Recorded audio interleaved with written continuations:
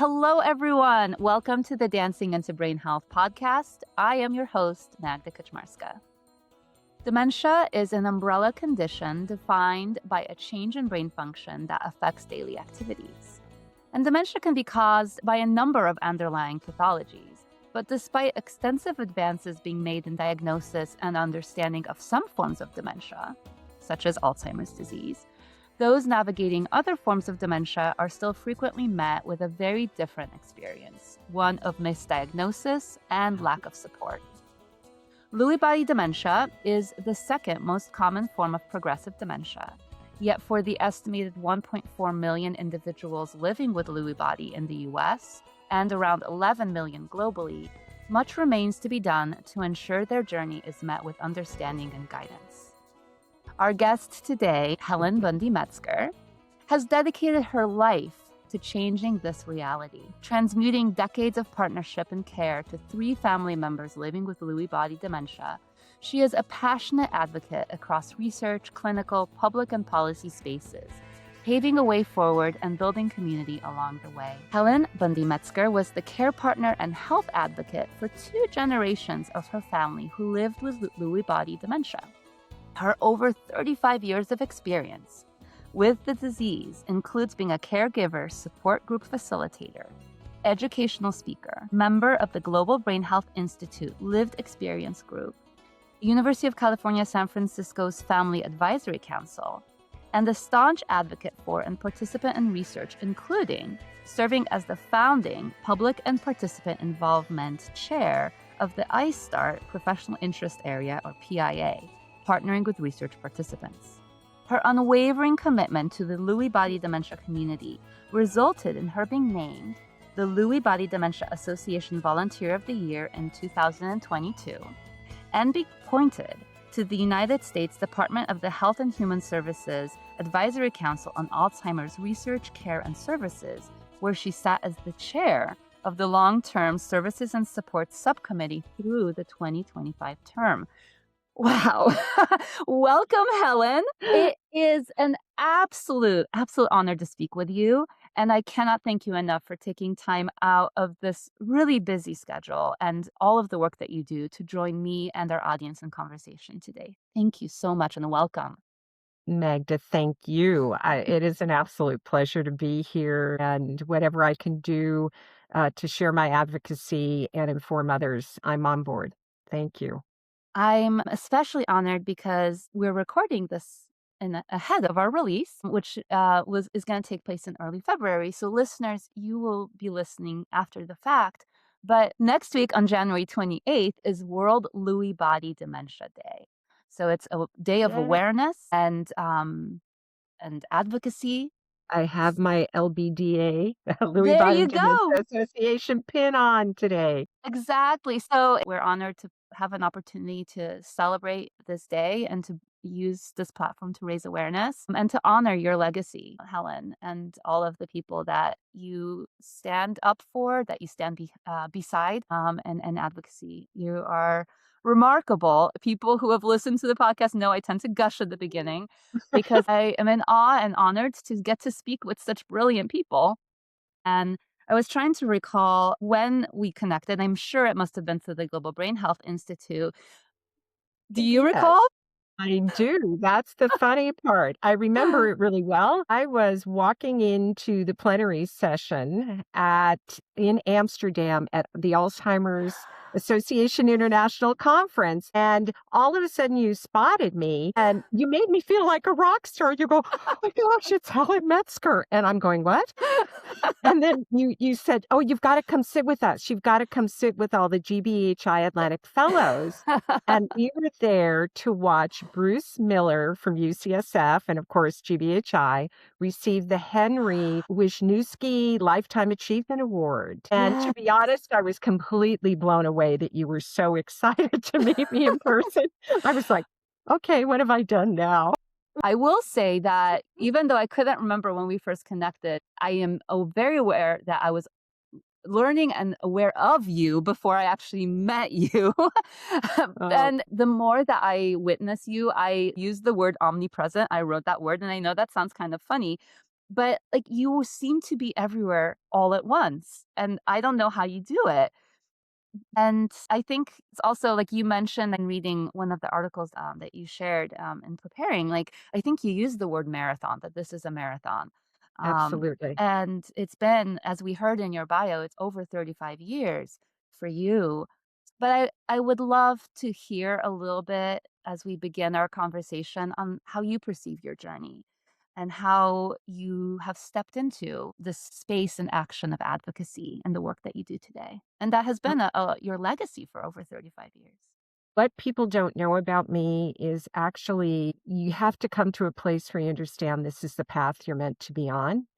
And Mm, my path opened up, or actually, should I say, doors were shut. And then I mm, opened the door. My huh, seed for advocacy was actually planted well before Lewy Body Dementia ever even entered my world. It began when I was 11 years old, and our mother, I was in the middle of 5 children, and our mother mm, suffered a catastrophic cerebral aneurysm that ruptured in mm, her frontal lobe. Now, the brain damage was profound. She came home from the hospital both physically impaired and psychologically, mm, personality changes, all of that. But as the years went by, the physical outward signs went away, but the personality changes and the seizures that ensued remained. Now, it wreaked havoc mm, on the family, and my dear dad was self employed. He worked 7 days a week. So, the burden of all of it fell on we children, with my sister as the lead. She wasn't the mm, eldest, but she took over, and then we little ones, and my eldest brother, unfortunately, that was Vietnam, so he was off, mm. in the army. But my mother, mind you, she lived until she was 81. Wow. So I cared for her also and advocated for her all of her life. Wow. Then, it was in my mid-30s that my dear father started evidencing some mild Parkinsonism and confusion, and the Mm, poor guy just really didn't understand what was going on. And so my parents were at that time living very close by me. So, my dad would get on the phone, call Helen, call my daughter. He'd be shouting at my mother, who unfortunately at many times of the day he was not recognizing as his spouse. uh, And so he would call me in a panic, and I'd either leave work or race over from my home. And then daddy would sit there and he's trying to describe things to me. And I'll tell you, I didn't understand what was happening. He mm, was confused. He was Parkinsonian. He was wandering the house at night. There were all of these factors playing in.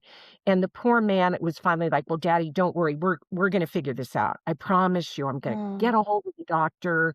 But then in short order, the poor guy had a complete psychotic break.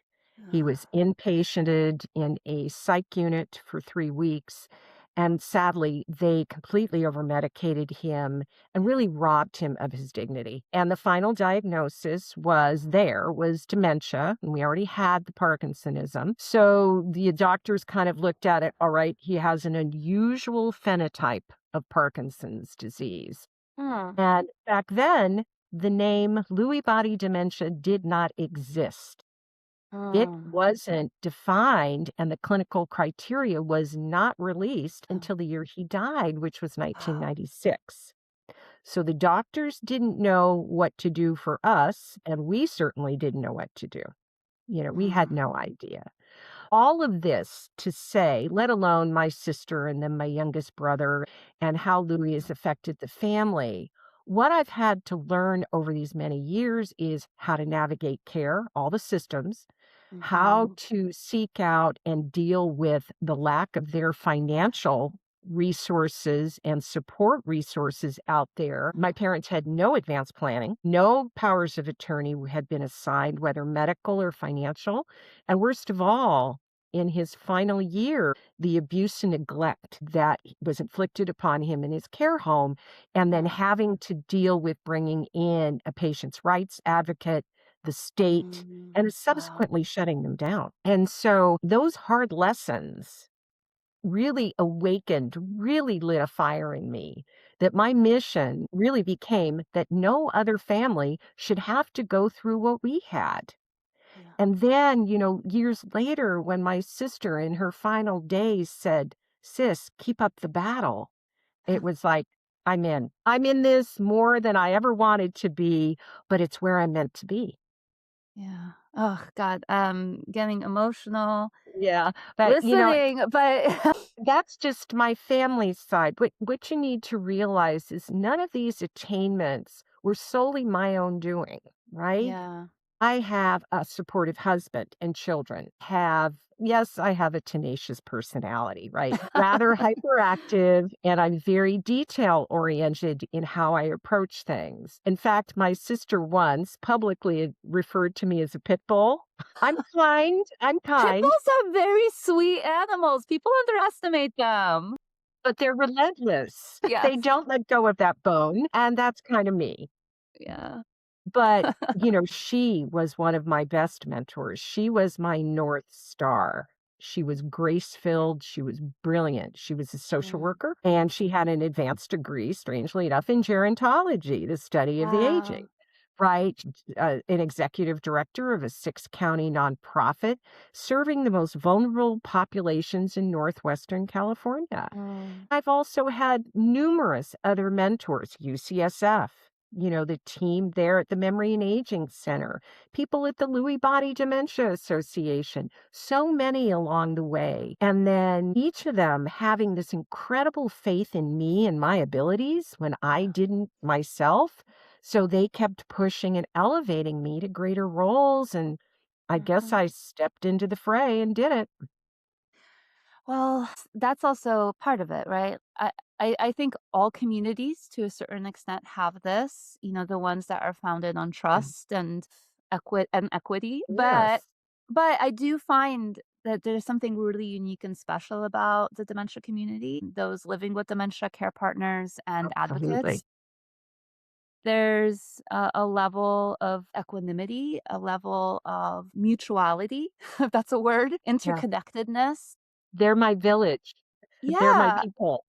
and Yeah. different people taking, acknowledging that different ways of saying and acting and articulating together help paint the entire puzzle or the picture, right? Right. So it I takes that's multiple absolutely true. perspectives.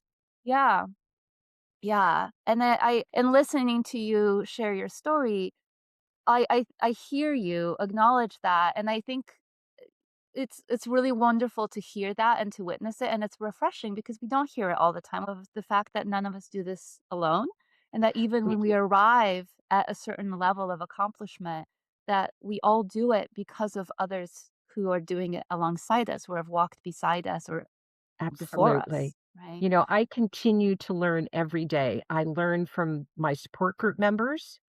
I learn Mm, from certainly things I study. I watch copious webinars saying, "Okay, I'm gonna learn more and more and more so I can serve them better." But they yeah. teach me and people living with every day, and they are what push and drive me. I'll never forget my first time in a 2-hour MRI, and this was for study purposes, and everybody had terrified me about getting an MRI. "Oh, I hate being in the tube." And my mantra that day was, "If my loved ones can live every day with this, excuse my language, damn disease, Yeah. I can bloody stay in this unit for 2 hours." And I did Wow. it. And I started hearing musical tones. I put it Wow. into a rhythm and said, "All right, Helen, listen to this. You've got it." Remarkable, and also not that is not a very pleasant experience to have. But, in a way, I I I'm a person who's, a very experiential person, so Mhm. even when I was at the Global Brain Health Institute, I asked if somebody could administer a neuropsychological test for me because I wanted to understand what the experience was. And I am a neurodiverse person. There's certain things that I struggle with, and Okay. I knew going in that I was going to. And there were moments when I was very frustrated. I was very um, emotional. But I was like, I understand. yeah. But I was I like, get them twice a year. you know, And I yeah. literally hold my head down going, "Okay, can you do better at this? Can you do better at this?" Are you Yeah. getting it? Yeah, It's a because very it's very challenging complex. It's complex, and Yeah. it helped me have more understanding and empathy, and to hold that always is something. And it sounds like you are a person who looks for that, you acknowledge it, you recognize it, and then use that to help pave more empathy and understanding in others. It's truly remarkable. I've just been surrounded by many, many people through the course of my life Mm, that have really kind of shown me the way. You know, you just kind of watch, and that kind of really speaks to not only, um, my education. I mean, my education was, yes, we went to parochial schools, so we were surrounded by Catholic nuns and other families within our church community.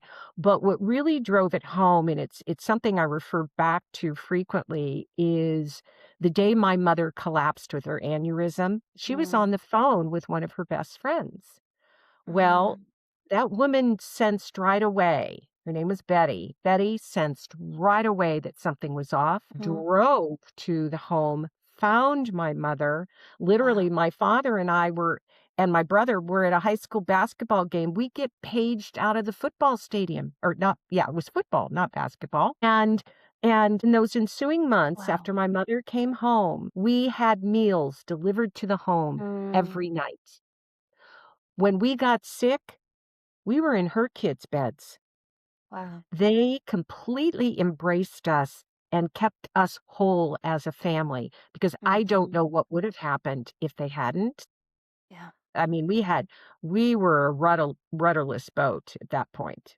The keel was Yeah. broken, And so I've been surrounded by this inordinate sense of community, family, faith, just friends, people that have complete and utter respect for each other. We may Yeah. disagree, but Mhm. we love each other, and that's the foundation. Yeah. And so, I was raised to be aware and recognize others, not our own needs, the needs of others. And so I really have to thank so many people for, kind of instilling that in me and my siblings over the Yeah. years.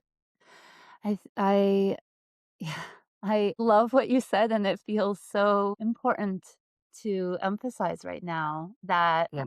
awareness. I was actually just, I was reflecting on this recently and realizing how grateful I am that at various points of my formation, I also met people who lived through service to others, and recognizing that doing service to others actually ricochets back on creating abundant wealth and well-being in your own life. I I mean, consider it a obviously, gift. there's also something to be learned about the Yeah, oxygen mask, right? There is something there. right. But I think that being able to learn what that balance means, right?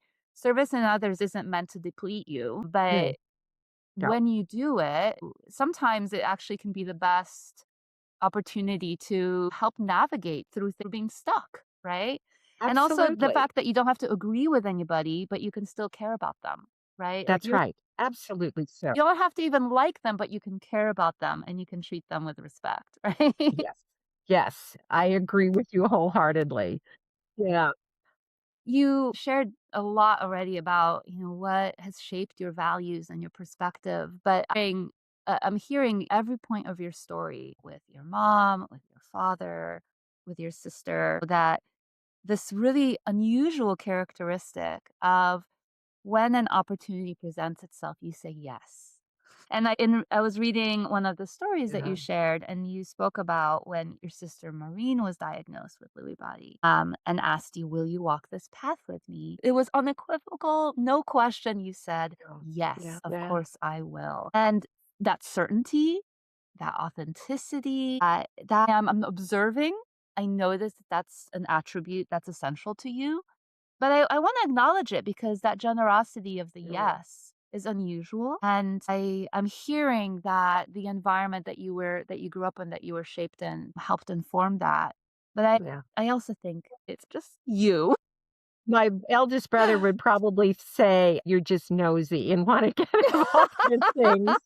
But, what he also has acknowledged, because we also had a first cousin that had Parkinson's, Aw. but he never had a related dementia. And when he and his wife, who had a brain infection that caused some disability, Mm, when they reached out to describe what was going on and they were having difficulties living in their home, but that was their desperate wish. And then their daughters got a hold of me. I literally flew to Southern California and helped them coordinate getting a care manager and on and on and on. But my brother just called me and he says, "How do you do it? yeah, How do you just get there and get involved?" And I said, "Well, I don't force my way in, I just offer." yeah, And I explained, "This is what I can bring to bear." yeah, And if they accept, great. If they say, "No, Helen, I'm not interested," I back away. yeah. Well, And that's the same way I approach caregivers. yeah, When somebody says, "Oh, I want to join your support group," I literally get on the phone with them. Because I said, "Well, first, how about if I introduce myself?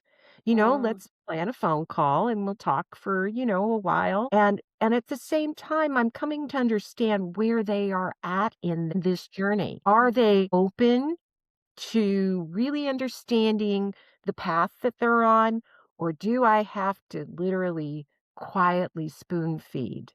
mm, Don't tell me more than I want to know, and I understand that.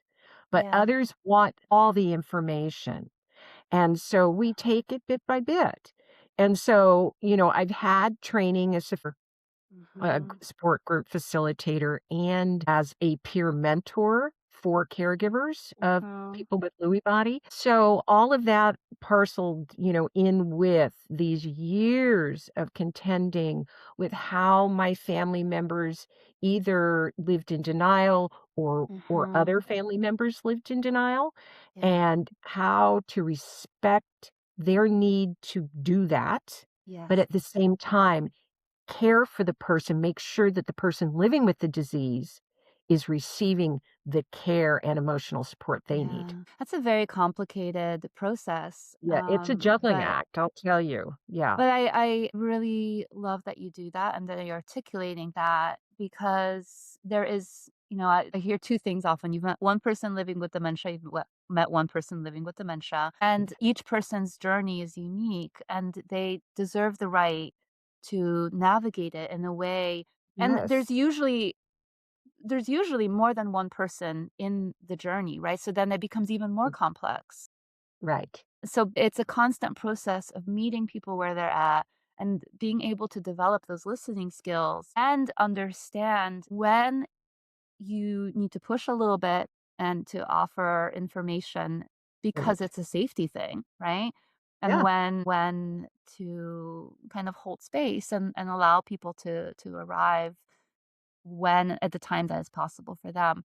And also maybe perhaps even acknowledging that for some people, they may never arrive at a certain awareness or understanding, and that's Absolutely also true. okay. And that's hard. That level of acceptance is difficult to come at. It takes a Yeah. lot of, I would say, spiritual and personal Yeah. practice. So, again, it's It it's really a does. testament to your work and the support and power that you bring to this community, the gentle power. I made a note, and I struggle with numbers, so please let me know if I did this correctly. But Okay. your father, you said, passed away at 1996. In 1996, that's Yeah, correct. so that's 30 years ago this year, right? That's right. And So that, in his I have his medical records. yeah, When when my sister fell ill, it was like, "Oh, you better scramble and get all the medical records you can because this wasn't dad wasn't a one-off." Right? yeah, And so I got his medical records and I've done a chronology. He mm, started visiting the doctor in 1988 mm, because he was having problems with confusion, interpreting his environment, but then, a little bit of Parkinsonism. mm, But Again, it took probably 3 years before they authorized an external neuropsychological evaluation, and what was interesting at that point is it's embedded in the notes, I've got those notes, that refers to his mother Hmm. having paranoid delusions Hmm. and what they called organic brain syndrome, which that was the precursor term, Wow. the predated term to dementia, organic Yeah. brain syndrome. And Well, so it kind of and does so I it saw does it. make sense a little bit because, we Yes. forget that dementia is actually a condition that affects the brain, which is an organ in our body, right? And now we call it neurodegenerative Yes. disease, Yeah. But yes, organic brain syndrome. Well, it's better than calling it senility. You mentioned that it wasn't until 1996 that the term Lewy Mhm. body dementia even came Even into exist existence. even was right, exactly. If you look back, the international team led by, this fabulous researcher, Dr. Ian McKeith at Newcastle University, Mm. Newcastle upon Tyne. Actually, the general consensus was and they had formulated it the year before, but it was actually released to the medical community in 1996, the year Wow. dad passed away. So, Yeah. we finally had a term. Yeah. That's what that is. Huh. Yeah. But wish we'd had it sooner, but it wasn't meant to be. Well, and having met people who are living with Lewy body dementia, it sounds like even now, since 1996, it's still quite challenging for many people to receive a diagnosis. That's correct. Some people might have even heard the story of Robin Williams, Yeah, who had lived with Lewy body dementia, and his wife became a really powerful advocate correct. also and didn't receive a definitive diagnosis until after his passing.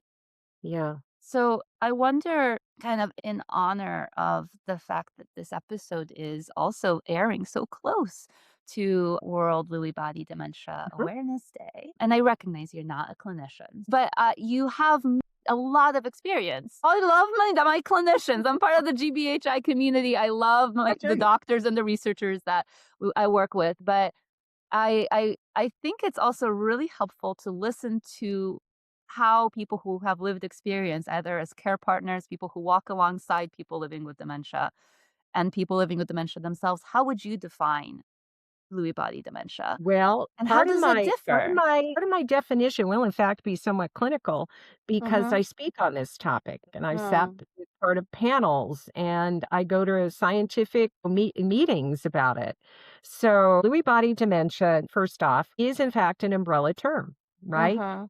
It comprises two diagnoses, one being dementia with Lewy bodies, the other being Parkinson's disease dementia.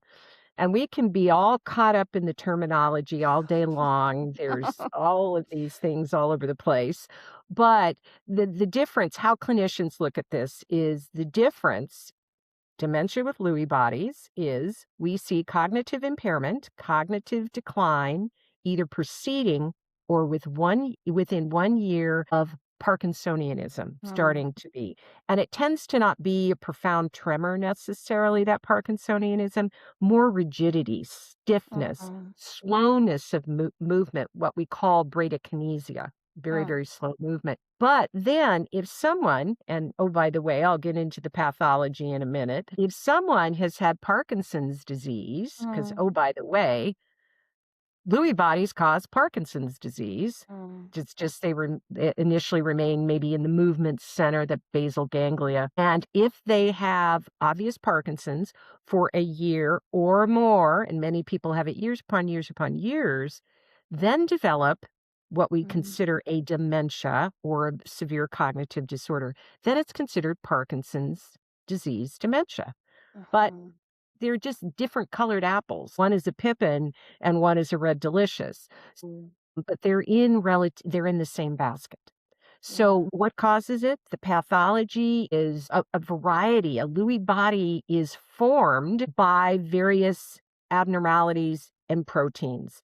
The most primary that we've been researching for decades now is called alpha synuclein. Mm, An alpha-synuclein, in fact, misfolds in clumps, and it will then form into a neuron, and the Lewy bodies, they get together and then they form and kill off the neuron. mm, The ability for those synapses, that signaling to go from neuron to neuron, of course, is now broken. So okay. depending upon where in the brain this is occurring, Yeah, then we see the obvious symptoms. And what people yeah. are not aware of in Lewy body is we kind of term it, those of us that are advocates, a whole brain disease Mm, because it affects 6 different kind of clinical domains. They mm, obviously cognition, we've already mentioned mhm, that, but it also affects someone's sleep. They may mm, have a sleep disorder called REM behavior disorder, RBD. It mhm, affects the autonomic nervous system. Autonomic is the same as kind of mhm. automatic. It's Yeah. those systems within our body that automatically function. And it can be your heart rate, your Mm, vascular system doesn't contract effectively, so your blood pressure's all over the place. Sensory inputs, vision, mhm. it can highly affect vision. Motor, we've already kind of done that, the physical motor symptoms of Yeah. Parkinsonism. Then the big one, neuropsychiatric. Mhm, Neuropsychiatric, and this is considered a core feature of Lewy body dementia, is in the clinical world, they term it psychosis. For our lay people, we think of it as hallucinations. And as my mhm, sister said, is it one of those 3 things? And hallucination is an umbrella, and it's hallucinations, which can be any one of the 5 senses, not mm, just vision, any one of the 5 senses. mhm, Illusions, where we misinterpret our environment, mm, and delusions, where we have closely held thoughts that we cannot let go of.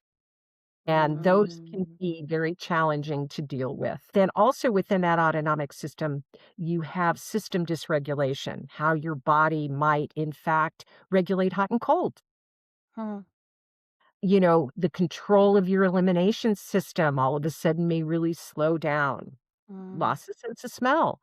I mean, there are all of these things Yeah. that we may be seeing in people. And one thing that they have proven, and we see it in the support world and the medical world, is it has the highest degree of cognitive and functional fluctuations. We call it Mm. the Lewy roller coaster and any of the dementias. And Wow. so you never know what you're gonna see as a caregiver Yeah. when your person wakes up every day. It could change dramatically, and Mhm, it can change hour to hour, day mhm. to day, week to week. We just don't know. Wow. So, I think that was probably the clearest definition I've ever heard in my entire life, Helen Medsger. uh, Thank you. I've been eating, sleeping, and drinking this for years. I mean, my entry into working in dance and neurodegenerative conditions was through Parkinson's disease. So it wasn't Oh. until later that it kind of came full circle and I realized, oh, actually, all of this is interconnected. The one area too, which a lot of people miss, is they have profound visuospatial deficits, Mm, right? And there's a variety of factors that play into that. But most importantly, they can't interpret their environment always appropriately. mhm, They may lose depth perception, color contrast, peripheral vision. My sister really suffered from severe, what they call diplopia, which is double vision, mm, because the muscles in her eyes, the signals weren't getting to those muscles, the dopamine receptors we have in our retinas, dopamine receptors we have in our muscles, all of this. yeah, And so the signals weren't getting there. So her eyes weren't tracking appropriately. So mm, these are things that people need to watch out for. yeah. And I can imagine that is very disorienting and frustrating for No, somebody who is living it, and then for a care partner who, or loved ones absolutely. who are walking alongside that and are, befuddled with what exactly is going on. And without a No, clear diagnosis, and a clinician or a clinical support team that can help explain and offer right. guidance, that is even more frustrating and I imagine possibly very scary as well. Well, it is a huge challenge because you see maybe a behavior or an action that the individual living with is doing, and you kind of go, "What is that about?" I mean, I would see Mm, my father rear back to go over a striped line that might be black because to him, with no depth perception, no understanding of that, he would think it was a black hole. yeah. So he was literally, "I've gotta get over that or I'm gonna fall into it." My Huh. sister, it was I'd take her to in for an eye check and they'd say, "Oh, she sees 20/20. I don't know what your problem is. I don't know what you're talking about." Wow. Well, if they had had her converge her visual fields, which is to look downward, to read a page and say, "Oh, it's double now," they would have seen, or just even track side to side, they would have seen that her eyes weren't tracking at the same rate. Wow. So there's I mean, all so these little many. subtle things that people are unaware of, clinicians are unaware of, to be Yeah. honest. Yeah. One of the most insightful observations I had from a clinician was Dr. Bill Seeley kind of Huh, speaking UCSF. about at the university, yeah, UCSF, University of California, San Francisco. And this is talking about a different form of dementia, frontotemporal dementia, but Mhm, the message applies.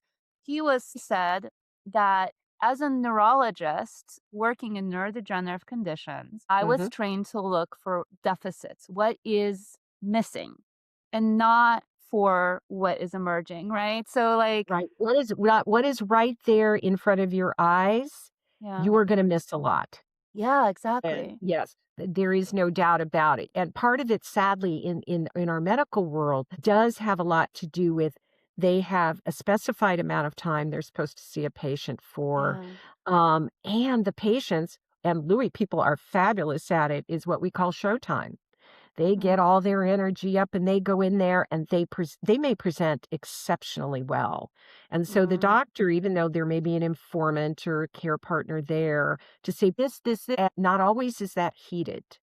So I mm. always tell my care partners, please, if you're seeing something in the home, check it off Write it the down. symptom checklist, which is available through the LBDA on their website, and or Lewy video Body things Dementia Association. association, yes, yes, I've been the trained well LBDA by has Kevin Quaid. thank you. There is just so many areas that that symptom checklist you'll say, and then everything else, there's even a slot on it for you to fill in things that I don't understand and maybe are they Mm, related or not, but or to video it. mhm. You know, this is what they looked like a week ago. This is what I'm experiencing. Yeah. And that can be the best bit of information the doctor can receive, to be honest. Yeah, so essentially being able to advocate for yourself, which is challenging, right? But in a way, it's also helpful because then you have that awareness. Mhm. I've had the opportunity to meet quite a few remarkable people who have walked this path and are walking it very publicly and being very generous in sharing their Mm, story. And some of the things that I've heard is that difficulty in receiving a diagnosis. And I think I heard you mention that a little bit in speaking about your father's journey with only 30 years of even having a name for the condition, right? right, There's still so much that hasn't been understood, and that some of absolutely. the prescriptions or pharmaceutical aids that might be utilized to support what people might perceive is happening may actually accelerate the problems that are Correct. present in Lewy body. I wonder, could you speak a little bit about how Lewy body dementia differs from other forms of dementia and Actually, what are some yeah. things that Mhm. people who are listening might want to be aware of? Right. You know, first off, I think that because the term dementia in our society and globally has for so long, and I mean no offense to the Alzheimer's community, but the reality is everybody thinks that dementia is memory. Oh Mhm, my gosh, your loved one is not going to remember who you are. I can mhm, tell you 2 out of the 3, because I was at their bedside, and within weeks of my brother's passing, he's back east, all of them knew who I was. They mm, never forgot who I was. Yes, did they have memory issues? Certainly. There were some short-term issues, but my sister, I could take her to a social setting. She was former executive director to a board meeting. She would know everyone in the room. She Oh, could pull out homeless statistics and start talking these issues. It was phenomenal to understand that, no, thank you. I understand that's your yeah. understanding of dementia. But what most people don't understand is there are over 100 types of different dementias. And yes, certain pathologies are going to affect the brains differently. But more importantly, where in the brain is that pathology? Yeah. Right? And certain diseases like frontal temporal degeneration is the frontal lobes where personality, language, all of that can be held. And certainly it interplays with other lobes too. And with Yeah. Lewy, they still don't have the answers and they are studying it just dramatically, trying to get to the core root. Like my sister, why do people present so differently? And Yeah. this is in the diagnostic journey, but also within the whole issue of their symptoms moving forward. No two people are alike, and we Yeah. dramatically know that. And so it's because where is the pathology? Where is it Yeah. attacking? Where My in the sister brain? Yeah. lost, right? My sister lost her sense of smell Yeah. at the age of 35. Wow. My father and my brother each had the profound sleep disorder, REM behavior disorder, Mm. decades in advance. Mm. So, did one come in different entry points? I don't know. You've already mentioned, I think, some of the answers actually to this question, but I'm gonna try to um, guide it in a direction of what you perceive still needs to happen. So, Okay. some of the things that you've shared, I indicate that people who are living with Lewy body dementia and their care partners face some unique challenges that differ Yes. from what other people with other forms of dementia may experience. And I wonder if you'd like to speak to some of those that maybe you haven't mentioned, or specifically if you'd like to maybe instead highlight what are some of the things that you're currently advocating for that you'd like to see happen that are especially, if not pernicious or really impeding a quality of life and the dignity that people deserve. I think we as a society, and I think this is a global issue, is number one, awareness. We have the largest generation aging currently, the Yeah, baby boomers, right? We are living longer. Medical technology and science is pushing us to live longer. yeah. But the reality is, we also live in a much more polluted world. Mhm. We have, at least in first world countries, we push ourselves. Let's not sleep as much. Let's just push, push, push, work harder, harder, harder.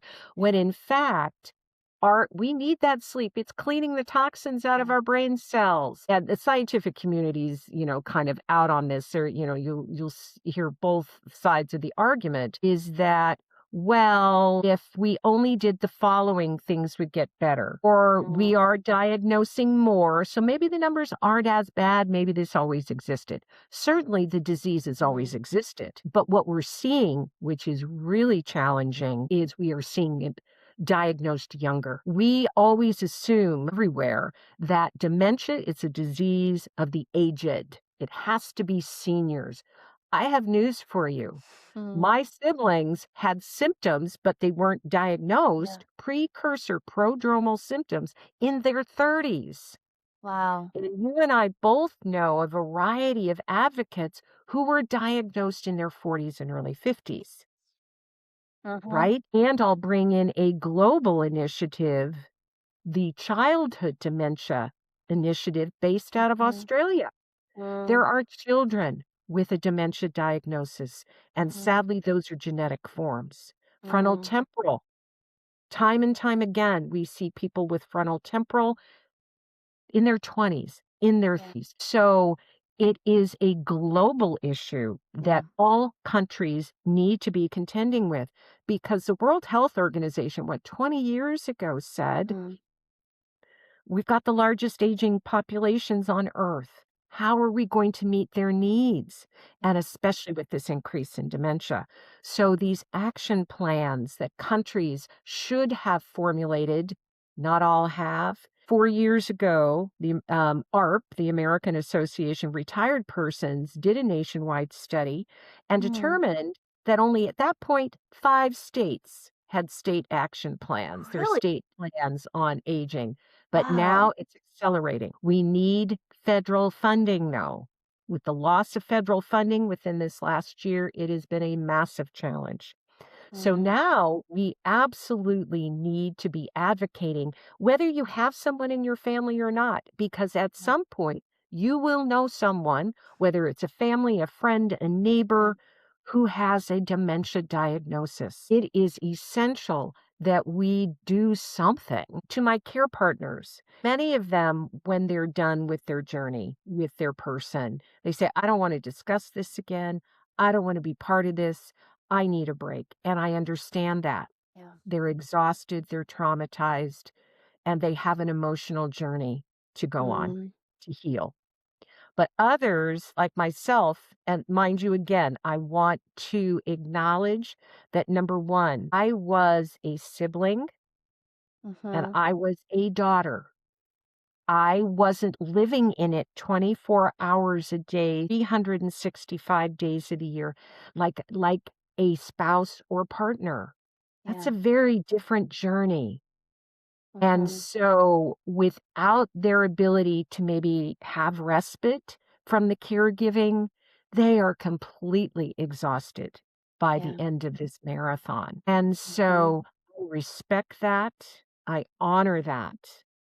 And I applaud them for all they have done. And so maybe that's the difference between they and I, but I know several of the advocates out there who are phenomenal spouses. More power to them. I am one person, but I honor them too. In the scientific world, if people have the ability to attend a scientific conference or at Yeah. least follow the science through a webinar or reading. I mean, I've had to learn how to read scientific papers. Yikes.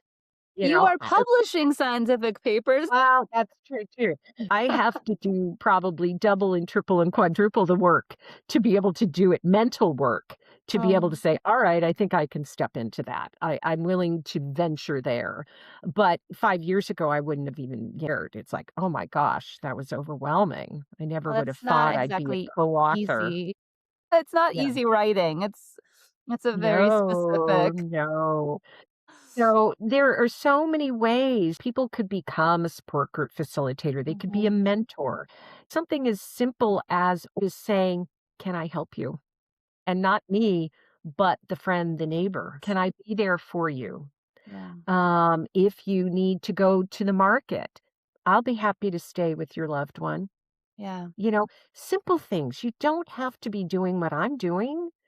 A small act Every makes a little bit. huge. Yeah. Every Yeah. little bit is helpful. Yeah. But there are so many facets to it. And yes, I tend, and that's my little hyperactive brain, s- saying, oh, wow, look at this. And should Yeah. I even venture? Yeah. And sometimes I do, sometimes I back away. And, as my husband and son say, wow, you work more hours than you ever did when you were an administrator, a corporate administrator and nonprofit administrator. And my son said, well, mom, you really didn't retire. You just moved into a new career. And to be frank, this one means more to me than anything else I've ever done.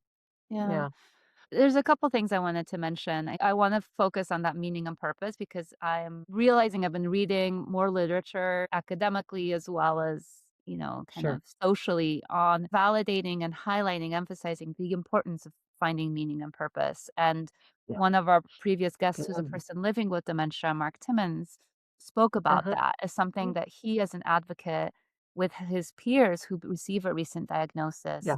that's one of the things that he recognizes is a shift, that people lose a sense of meaning and purpose, excuse me, at this transformation. It's a new chapter, as he Yeah. mentions. And it's in those transition moments that we often find that our meaning and purpose may need a revision. And when we exist in a Yes. society that writes off the possibility for new development and growth and I continued know. participation for Yeah. somebody who's living through with a neurodegenerative condition, when the model of that and the narrative of that illustrates deficit and withdrawal, Yep. then it's devastating. And so being able to model that meaning and purpose is a right, and all of us can find that, and it's Right. for us to define that, right? So, It's truly a basic human right, and it yes, helps people living with survive. exactly. My sister, being a very community-oriented, highly respected, involved person, when she got this diagnosis, she said, "I can't tell people I have dementia, Helen. Uh, People will only remember me for being demented." And ugh, I said, "No, they won't.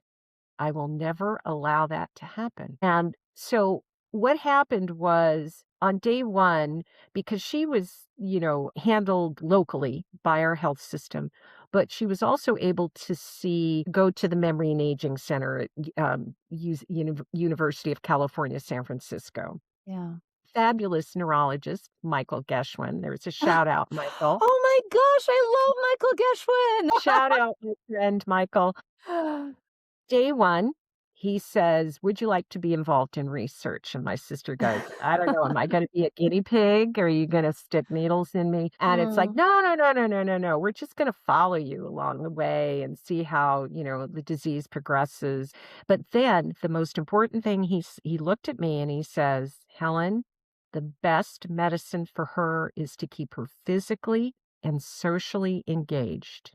mm, Well, when you've got somebody who's been involved with vulnerable communities, boards of directors, and all the rest, I said, "So, Maureen, what do you want to do?" mm, Well, the exercise part I'll cover in a minute because that's critical. yeah. But I still want to go to my board meetings. I still want to Mm, participate. Okay. We got it. Now, mind you, she could no longer decipher a spreadsheet. A woman who handled a multi-million-dollar budget and 150 employees in 6 counties. She wow, couldn't do those things, but what she could do was still contribute. yeah, So I would take her to board meetings of her own organization and one she'd helped found, a nice. senior housing project, and I would take notes. Mm, And she would listen, occasionally interject, but then we'd go back and we'd sit down and we'd talk it through. "Maureen, nice. this is what was covered. What would you like?" Oh, boy, off to the races. "Helen, you need to get this board member on the phone." Or, "Helen, would you please draft this email and make these points?" She still was fully engaged Yeah, because her job was her vocation. It was not a job. yeah. She loved it. She loved it. It Yeah. broke her heart to have to retire due to disability. And Mm, I mean, in her 50s, you know? And so we made it work. And then yet it was when I started getting involved in advocacy, she would yeah. push that. And when Hmm. UCSF came back and said, "Would you like to be in some of our videos and things?" Oh my gosh. She was then a shining star. And I just loved watching her blossom again, Yeah, not allowing her disease to define who she was. yeah, And that's what I encourage those living with and their care partners. Don't shut your loved ones away. Yes, maybe they've lost interest or aren't physically capable of doing things maybe that they'd done previously. But mm, what else out there is yeah, there? Or can you adapt what they yeah, did previously to allow yeah, them to still feel that, wow, I can do this? yeah. It's an access, point at that time, right? And Absolutely. as I'm Absolutely. listening to you, I've been honored and privileged over 6 years now of having a collaboration and relationship with the Dementia Action Alliance, and Uh-huh. one of the messages that they speak about is that we're not just living, we're thriving, right? It's possible to Absolutely. thrive while living with dementia, Yep. and of course, that doesn't mean that there isn't loss, that there isn't challenge, that there isn't Sure. difficulty, but why would we define our existence purely through that one lens. We've done that Right. plenty. And also being able to challenge some of these ways of speaking about and kind of classifying Yeah, people under categories that they didn't get to choose and select themselves, and that if you right. got to know them and actually open your eyes to see who's in front of you, that's not the language that you would use to describe them. Absolutely. Right? Yeah. And I'm hearing you say that really beautifully honoring, matching, meeting your sister with where she was at and what was allowing and facilitating an opportunity for her to continue to find meaning and purpose, to Right. contribute in a way that was satisfying to her. I have had the privilege of serving alongside on boards with people living with dementia, and Yeah. I feel like that should happen more. Yeah. You know, and it can take different forms. Let me give you Yeah. an example of my dad briefly. My dad, he lived in a skilled nursing facility and he Mm, was highly debilitated at this point physically. He couldn't tolerate his Parkinson's meds. So to save kind of his psychological profile as healthy as we could, we had to get rid of his Parkinson's meds mm, because they escalated his psychosis.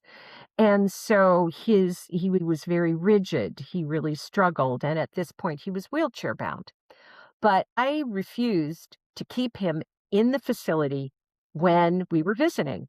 It's like, we're wheelchairing him downtown, he's gonna get out in the sunlight, and there was on these Saturdays or Sundays I'd go, I brought my husband along. "Oh, dad, you're ready for a shave and a haircut. Let's go see Sam the barber." hmm, Sam had the little spiral out front that indicated barbershop, the old chairs, but he had the baseball games on the transistor radio, which my dad always had playing in his shop. And mm, so my husband would pick him up, put him in the chair. My dad would close his eyes, and Sam would sit there and trim him up, talk to him like any other client, mm. any other customer. My dad relished it. And then, of course, the best at the end was the ice cream store was right next door. So we do that It's a whole deal. whole Yeah. deal. But to see my dad so calm and at peace and Sam respecting him in Mm, that moment always warmed my heart, yeah. always. And Yeah. where others would start faltering or, Mhm. "Oh my gosh, what's going on with this person?" Not understanding. And I've seen it time and time again, those who get it and those maybe who are fearful or don't understand. Yeah. Well, one of my dear friends and another GBHI fellow, Dr. Francesca Farina, does a Yes. lot of amazing research. Yay. But one of the things, yeah, you know her also, I brilliant do. human, also incredibly humble. I love Francesca. She's amazing. Francesca, if you're listening to this, we love you. One of her earlier research was on fear and avoidance, and I think what you're mentioning is an Mhm. illustration of how Yeah. that lack of awareness and that lack of Yeah. understanding then translates to avoidance. We Mhm. avoid what we don't understand, or we craft narratives that maybe aren't reflective of what is actually going on. And it takes maybe initially some willingness and some openness to listen and to receive guidance, or to ask questions, right? Mhm.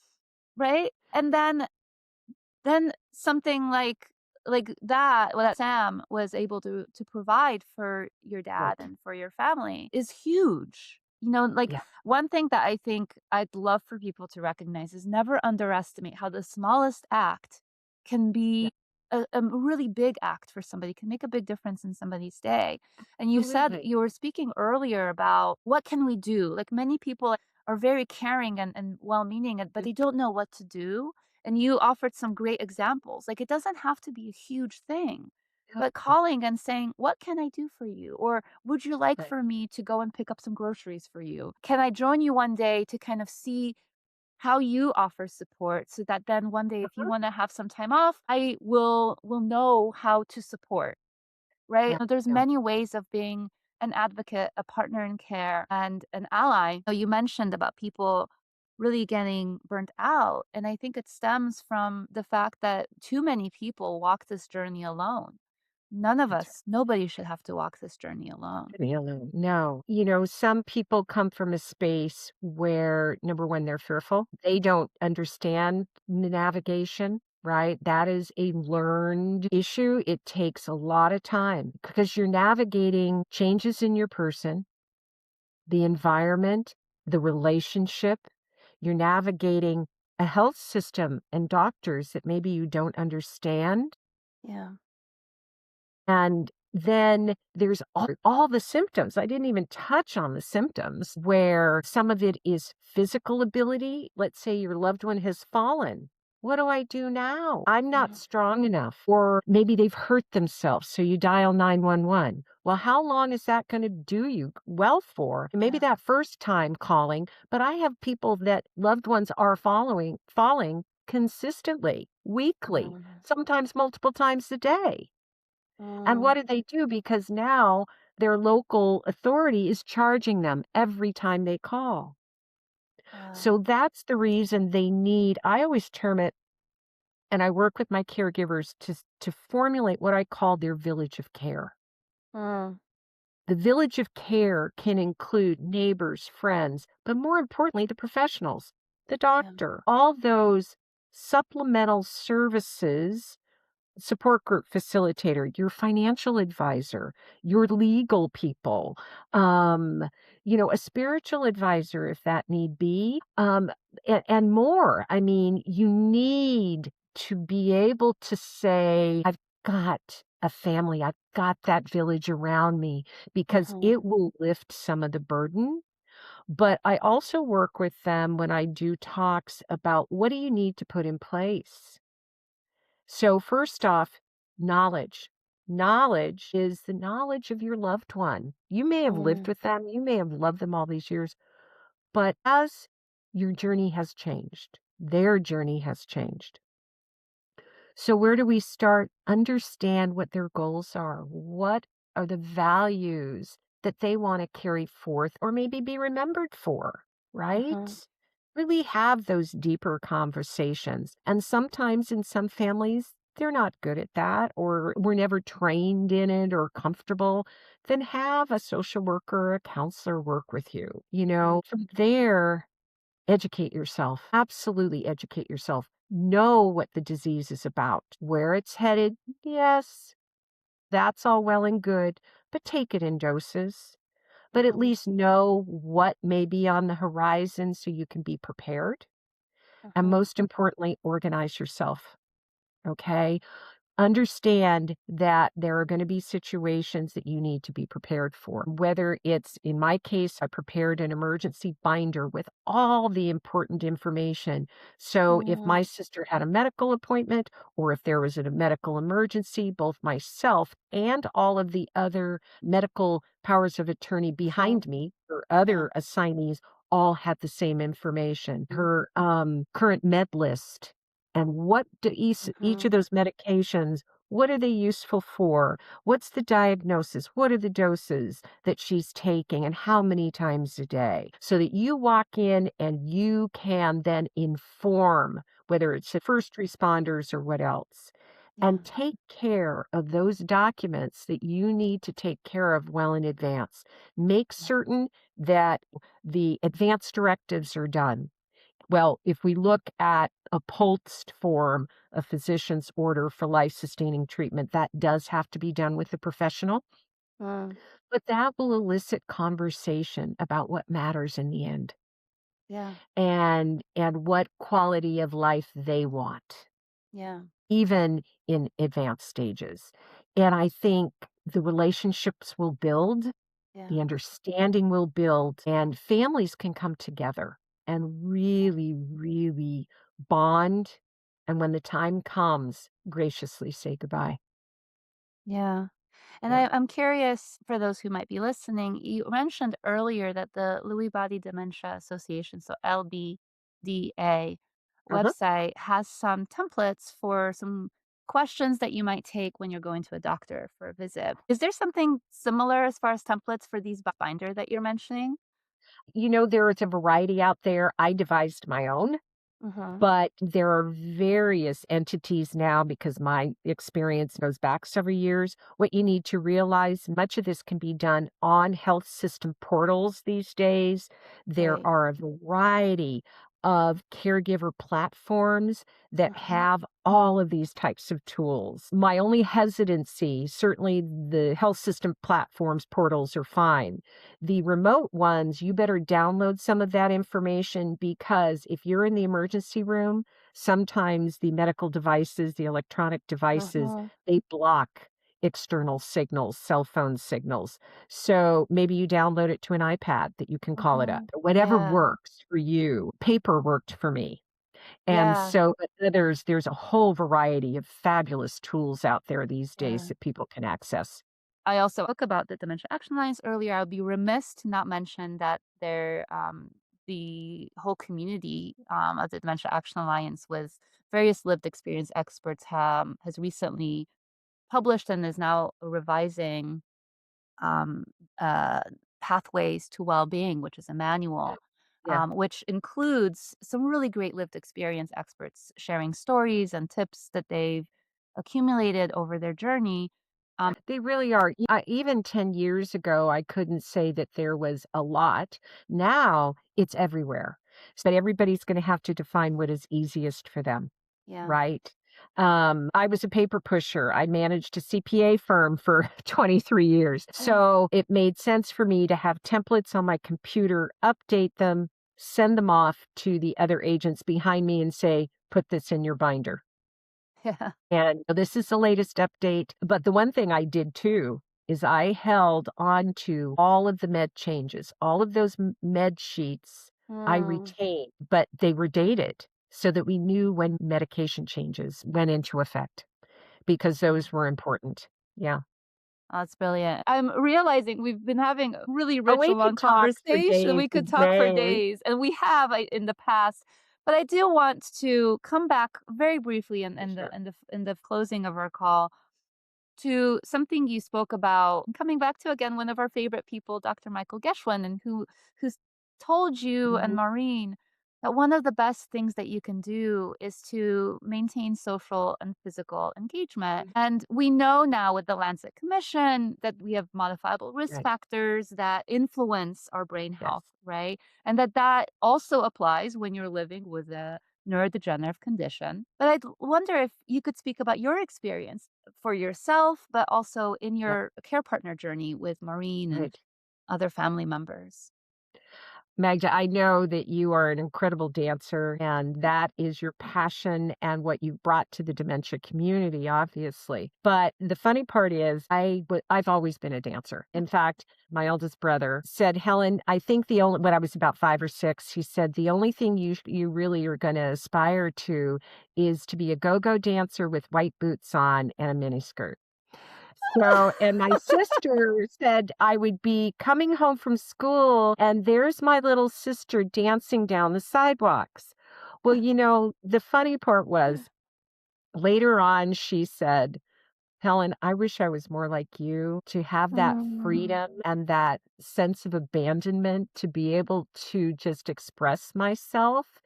And mm, yet, what happened was when Michael said that to begin with, then we attended a symposium on exercise in the brain.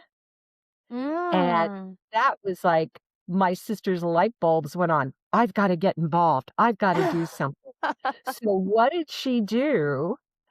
She signed up at my health club and we attended 3 days a week for 4 years water aerobics classes. Perfect. Her Yeah. neighbors drove her in the 30 minutes. I would meet them there. And oh my gosh, it fulfilled all aspects of need. Yeah. She got in there with the music, and she was, by the way, both my father and my sister and my youngest brother, all singers, Wow. all musically inclined. I was a singer too, but my dad was an exceptional tenor, and Maureen sang Mm, and remained with her choir to 6 months before she passed away. But wow. this water aerobics class, she came alive. All of that prim and proper went away. And we would even, when she would kind of get silly, It helped her range of motion. It helped Yeah. her in so many ways. And yet she would get silly and we'd do the silly sister games. Oh, Mary Mac, Mac, Mac. And those kinds of things she finally would let go. And she Yeah. created this fabulous community that carried through those 4 hours. And how's she Yeah. doing? Where is she? We miss her. Yeah. But it Yeah. was that I saw her come to life. And Yeah. so those 2 words, socially and physically engaged, are Yeah. vital. Are vital. And mind you, for all of us, but Yeah. even more so for them. I take a very wide definition of dance. It's important. With other forms of artistic engagement, I think we have broadened that, right? Like most people Absolutely, yeah. sing, right? Most people feel comfortable drawing in some capacity or writing poetry if Mm, you invite them to do it. They may not claim that they're a poet. But with dance, we have a very yeah, narrow definition. And of course, water aerobics, and there will probably be people who disagree with me. But in with one lens, you could see that experience as a sort of a dance, right? We've yeah, got music, we have absolutely. coordinated movement alone, Yeah, individually, in a group setting. There is a socialization component. There, I imagine that there might be even some recall potentially, or at the very least, you're doing absolutely. some Yeah, mirroring and you're following somebody who is yes, guiding you in some movement coordination.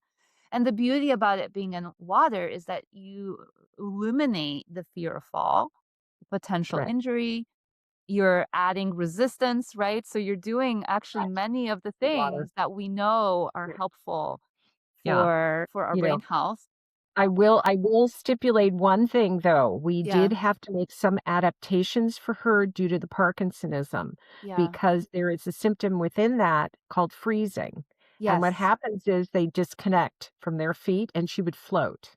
So at Mm. that point, we consulted with a physical therapist who said, put lightweight ankle weights on her. She never Uh, floated again because the fear is, oh, it's great if they go on their back, but if they go face first, we've yeah. got.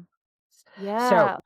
just Wow. adapting and verifying with Mhm. a PT or the clinician or their doctor. We are going to enter into this type of exercise. Is that safe? Is that okay? I think that's very important. When I was first starting to Yeah. work with dance for Parkinson's, I initially did Mhm. a training with the Mark Morris Dance Group and the Dance V approach, and Yeah. that was one of the things. At that point, it was really radical. Now there's been, well, I want to say 15, if not 20 years of research now on the connection of Correct. dance and Yeah. Parkinson's disease, and we actually see that, and part of it is that entrainment and the rhythmic auditory cueing component of it, but I wanna say that it is more than that, that Yeah. a lot of times people are surprised that freezing, Yeah. is changes. Of course, every individual is different, but that increasingly, that's something that people are seeing. So, Correct.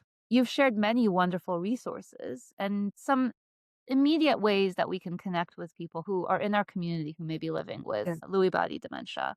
But how can our listeners get involved? How Okay. can they support some of the efforts that you're building? Or if somebody who's listening is navigating Lewy body dementia Yeah. or is walking alongside somebody who is, what's a way that they could get engaged or access some resources?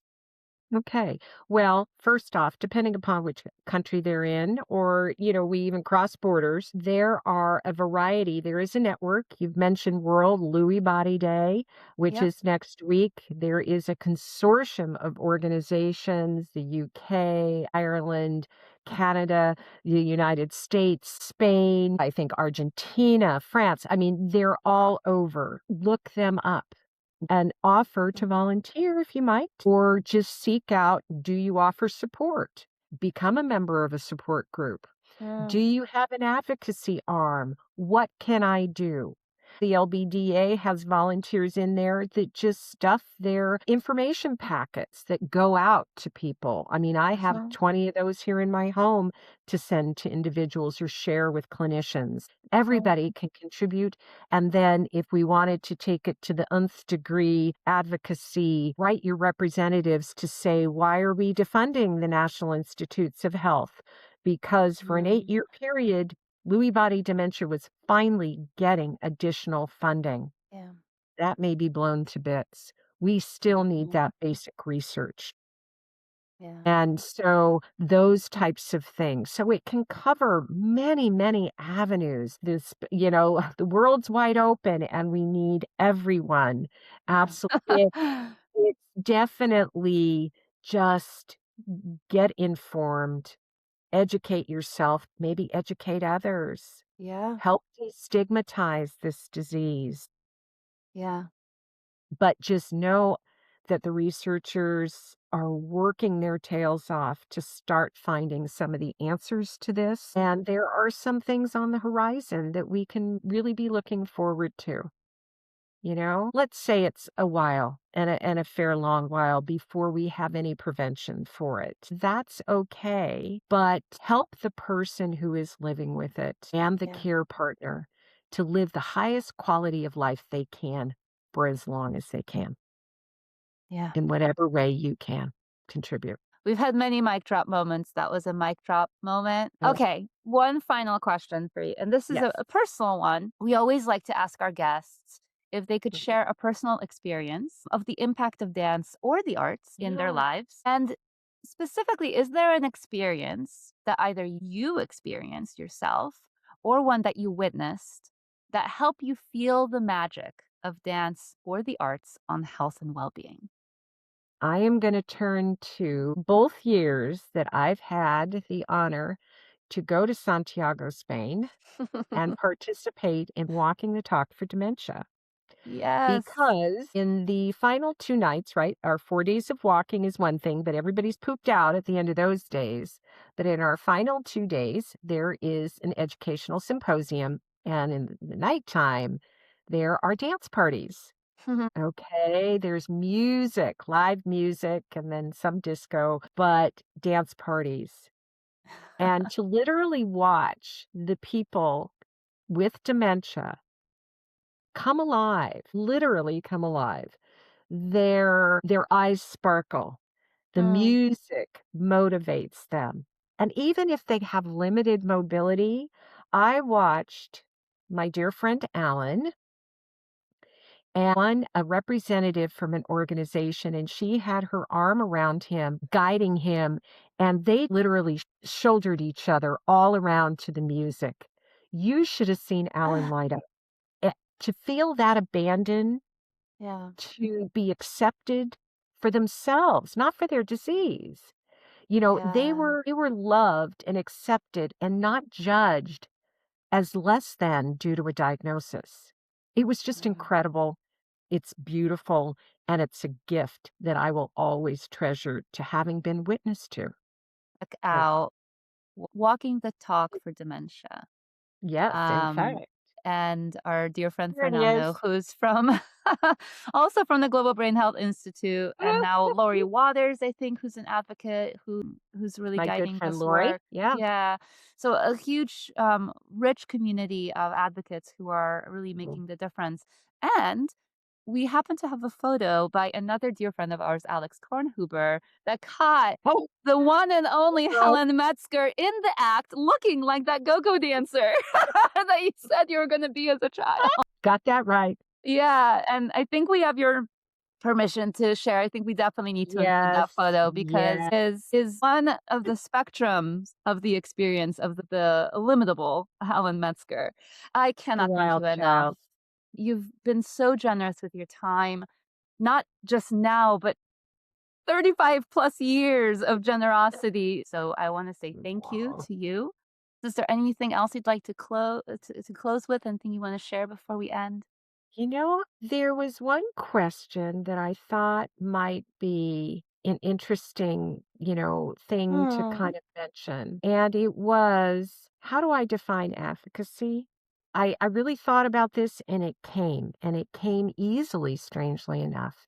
And it's very Mm. basic. I define advocacy as a willingness to step into a space to represent the needs of others or oneself, but to work towards consensus or, when necessary, to challenge and create change. I think this is what we need to share on January 28th for Lewy Body Dementia Day and Awareness Okay. Day. Yay. That's advocacy in a nutshell. Helen, thank you so, so much for joining Maggie, us. you are so welcome. And I know that there'll be many other opportunities for you and I to speak. We have many wonderful resources in the show notes for people to check out. Very Please good. follow Helen and some of the organizations that we've mentioned here. If you want to contact one of these organizations and we didn't provide a link, just reach out to us. There's contact information for me in the show notes. But as I think Helen has indicated, none of us do this alone. We are all part of a community. Each person can play a small part. Thank you, Helen, for playing a massive part. And thank you. Thank you. Bye-bye. This episode of Dancing into Brain Health was edited and produced by me, Magda Kaczmarska, and Hilary Brown-Estreffi. The music for this show is the title cut from the album Critical Path by Joe Venegoni and Carl Weingarten. Show notes, links, and resources from today's episode can be found on the Dancing into Brain Health page on Apple Podcasts and Spotify.